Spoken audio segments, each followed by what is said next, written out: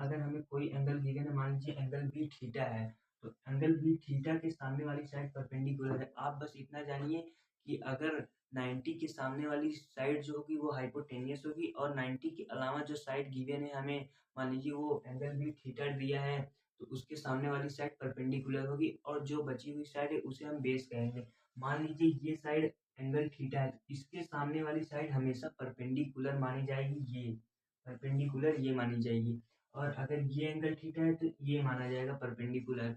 आप बस इतना ध्यान रखिए कि 90 के सामने वाली साइड हाइपोटेनियस, और 90 के अलावा जो एंगल गिवन दिया है हमें, उसके सामने वाली साइड परपेंडिकुलर। और बाकी इनके परपेंडिकुलर के रेशियो हाइपोटेनियस, और बेस रेशियो हाइपोटेनियस, और परपेंडिकुलर रेशियो बेस के रेशियो को हम कहते हैं ट्रिग्नोमेट्रिक रेशियो। जो कि पहला ट्रिग्नोमेट्रिक रेशियो होता है साइन ऑफ एंगल थीटा बराबर होगा परपेंडिकुलर अपॉन में hypotenuse, cos of angle theta बराबर होगा बेस अपॉन में hypotenuse, ten of angle theta बराबर होगा परपेंडिकुलर अपॉन में बेस, कॉस थीटा बराबर होगा हाइपोटेनियस अपॉन में परपेंडिकुलर, सेक थीटा बराबर होगा हाइपोटेनियस अपॉन में बेस, और कॉट थीटा बराबर होगा बेस अपॉन में परपेंडिकुलर। जो साइन होता है, साइन का रेसिप्रोकल होता है कॉसेक, कॉस का रेसिप्रोकल होता है सेक, टेन का रेसिप्रोकल होता है cot. Sine theta perpendicular upon में hypotenuse, cos theta hypotenuse upon में परपेंडिकुलर। बस इन सबका रेसिप्रोकल बेस अपॉन में हाइपोटेनियस, हाइपोटेनियस अपॉन में बेस, परपेंडिकुलर अपॉन में बेस, बेस अपॉन में परपेंडिकुलर। ये सब, ये साइन का रेसिप्रोकल कॉसेक, और कॉस का रेसिप्रोकल सेक, और टेन का रेसिप्रोकल कॉट। बाकी इसके बहुत सारे तरीके होते हैं याद करने के, आप जैसे भी याद कर लें, लेकिन बहुत आसान सी चीज है।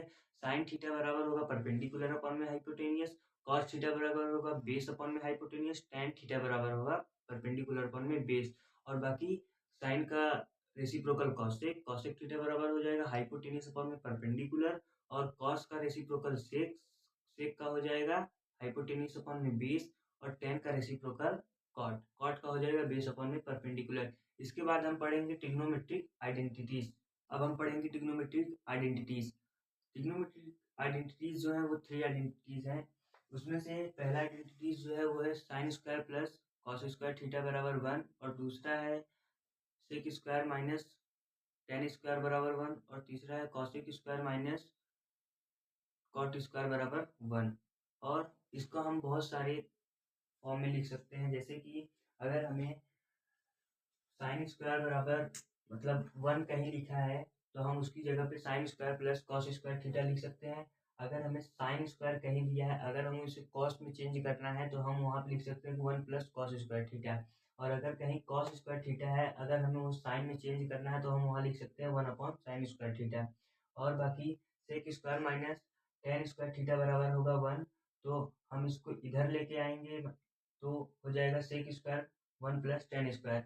अगर कहीं पे 1 लिखा है, तो हम sec square theta minus tan square theta लिख सकते हैं। सिचुएशन के हिसाब से अगर साइन और कॉस में चेंज करना है, तो sign square plus cos square लिखेंगे। अगर सेक और टेन में चेंज करना है, तो sec square minus tan square theta लिखेंगे। अगर हमें उसे कॉसेक और कॉट में चेंज करना है, तो हम cosec square theta minus cot में चेंज करेंगे। वो सिचुएशन के हिसाब से डिपेंड करता है कि क्या दिया है वहाँ पे, ठीक।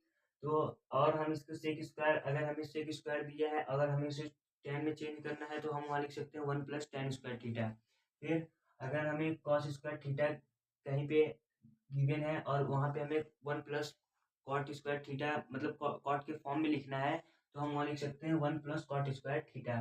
तो ये सब एंटिटीज है। उसके अलावा हम को आपको बताना चाहते हैं टेन थीटा बराबर होता है साइन अपॉन में कॉस थीटा, और कॉट थीटा बराबर होता है कॉस थीटा अपॉन में साइन थीटा। ऐसी सब आइडेंटिटीज हैं। ये प्रूफ करने के लिए बहुत ही यूज होती है, बहुत सारी जगह यूज होती हैं। और इनको और तरीके से हम लिख सकते हैं, जैसे कि टेन स्क्वायर थीटा बराबर हम लिख सकते हैं, टेन स्क्वायर थीटा बराबर हम लिख सकते हैं 1 माइनस सेक स्क्वायर थीटा। और यहाँ से ये माइनस, इस माइनस को हम हटाएंगे, तो यहाँ से हो जाएगा ten square theta, ten square theta बराबर हो जाएगा, ये माइनस हो जाएगा 1, और ये प्लस में हो जाएगा सेक स्क्वायर थीटा प्लस 1। यहाँ से हमें पता चलता है, अगर कहीं पे टेन स्क्वायर थीटा गिवन है, और हमें अगर सेक स्क्वायर थीटा की आवश्यकता है, तो हम वहाँ लिख सकते हैं सेक स्क्वायर थीटा प्लस 1। और यहाँ पे भी हम वैसे कर सकते हैं, माइनस कॉट स्क्वायर थीटा बराबर हो जाएगा 1 minus cosec square theta, cosec square theta. यहाँ से हम जब माइनस को हटाएंगे, तो यहाँ पे हो जाएगा कॉट स्क्वायर थीटा बराबर कॉसेक स्क्वायर थीटा प्लस -1। यहाँ से माइनस आएगा तो माइनस माइनस प्लस हो जाएगा, प्लस माइनस यहाँ पे 1 माइनस में हो जाएगा। तो मतलब अगर हमें कॉट स्क्वायर थीटा कहीं पे गिवन है, अगर हमें उसे कॉसेक में चेंज करना है तो हम लिखेंगे कॉसेक स्क्वायर थीटा -1।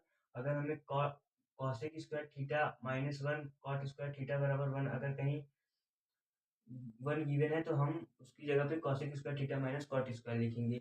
ये सब आइडेंटिटीज हैं, ये आपको याद होनी चाहिए, ये हमें प्रूफ में बहुत ही काम आती हैं।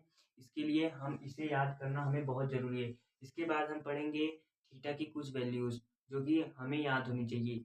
अब हमें यहाँ पे कुछ वैल्यूज़ याद करनी है, जैसे कि साइन 30 की क्या वैल्यू होगी, साइन 45 और साइन 60 और साइन 90 की क्या वैल्यू होगी।